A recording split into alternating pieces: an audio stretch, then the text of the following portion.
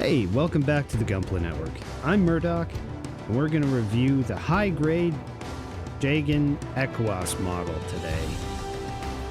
But first, let's give our sponsor their shout-out. The sponsor for this review is none other than Canadian Gundam. Looking for that next kit or tool to complete your collection? Canadian Gundam's got you covered. With a vast selection of Gunpla, plamo kits, paints, and tools, you're sure to find what you're looking for. And then, you have their flat rate shipping across North America and private warehouse options to work with. But wait, there's more. Take advantage of their discount code Gunpla Network for 10% off your entire order at checkout. Alright. For starters, here's a bit of lore on the Jegan, also nicknamed the Four Eyes for this particular model. Aside from being a Special Forces offshoot of the longest-serving Federation mass production mobile suit in the history of the Universal Century, the RGM-89De was used almost exclusively by the Federation's Special Tasks Group known as ECOAS. Aside from its rather dark paint job and distinctive visor and up-armored appearance, the DE model is primarily observed to use most of the same standard armament that a normal Jegan does. Although some customized units, like Conroy Hagenson's, are known to have existed. Conroy's Jegan being a P-Bandai model itself. The only fancy non-standard thing this machine is known to come armed with is what they call a fire nut grenade. The short version is it's something between a thermobaric and napalm-like munition. Back to the actual model review.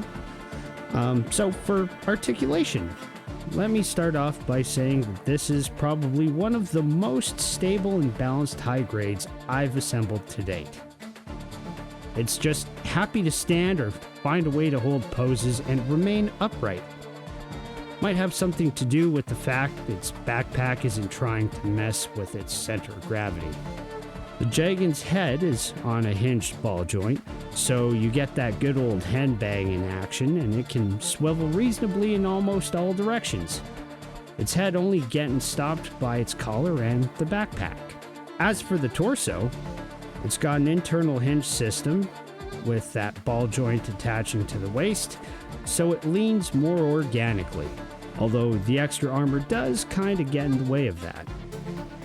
In terms of the arms and legs and the waist itself, well, the waist is on its own internal swivel, which will allow for more dynamic posing of the legs, and this should give you an idea of how far everything will bend.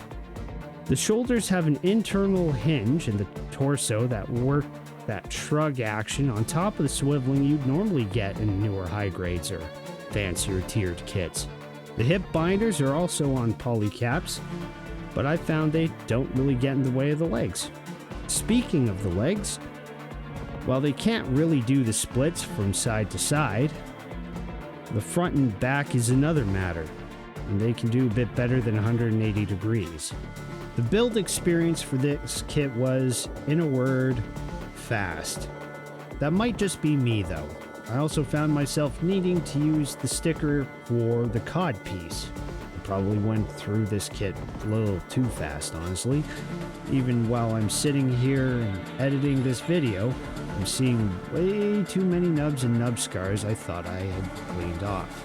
That being said, it was fun, and I may have blazed through it because it was straightforward. As far as little extras go, you get 3 hands with this model, generic holding fists for the left and right, and a gun gripping hand.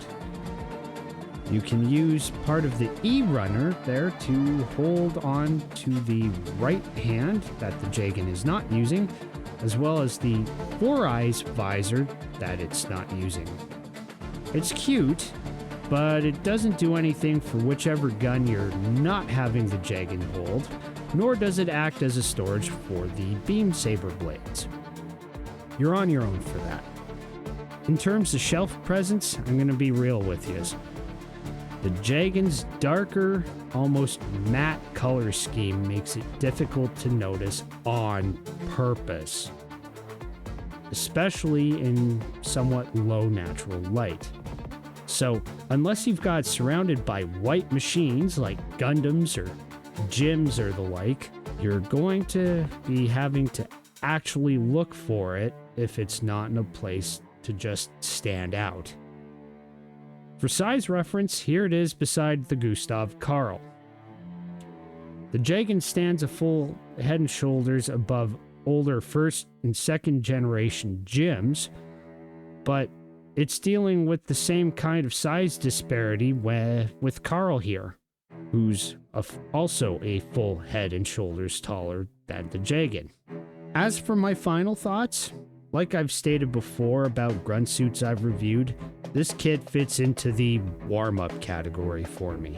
It's easy to build, it has that Special Forces vibe I absolutely love, and somehow it manages to do all these great action poses and just hold them without issue.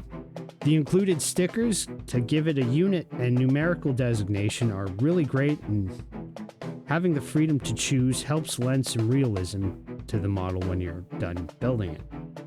As for my commentary about shelf presence, I kind of like that aspect of it personally, but your mileage may vary. It's notably the first kit to use a runner, a part of it anyway, as storage, and it shows what kind of thinking the engineers were doing with the product runs in 2011. At 1,600 yen, you really can't go wrong with this grunt kit. That's right, 1,600 yen is the list price, at least when they launched it. It builds on the original Jegan, whose parts are left over on the runners, so you could theoretically convert this into a base Jegan from the DE model. It's a solid kit. Until next time, I'm Murdoch, and on behalf of the Gunpla Network, keep building.